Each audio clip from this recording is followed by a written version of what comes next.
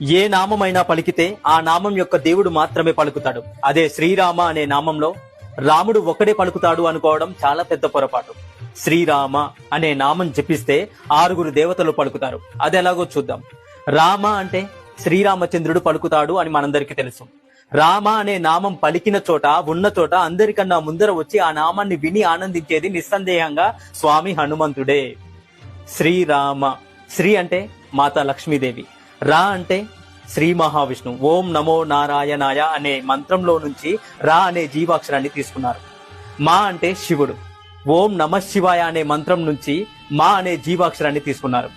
శివుడు హనుమంతుడి రూపంలో ఈ భూలోకానికి రాముడికి సేవ చేయడం కోసం వస్తున్నప్పుడు మాతా పార్వతీదేవి నాకు కూడా ఆ అదృష్టం కావాలి అని అడిగిందట. అప్పుడు శివుడు ఇలా అన్నాడట, ఈ అవతారంలో హనుమంతుడు బ్రహ్మచర్యాన్ని పఠిస్తాడు కాబట్టి నిన్ను తీసుకువెళ్లడం కుదరదు దేవి పార్వతి అని అన్నాడు మహాదేవుడు. అప్పుడు మాతా పార్వతీదేవి, అయితే నేను మీ తోక రూపంలో వస్తాను అని హనుమంతుడి తోకలో ప్రవేశించిందట మాతా పార్వతీదేవి. మరి రామ అన్నప్పుడు హనుమంతుడు వస్తే మాతా పార్వతీదేవి కూడా వచ్చింది కదా.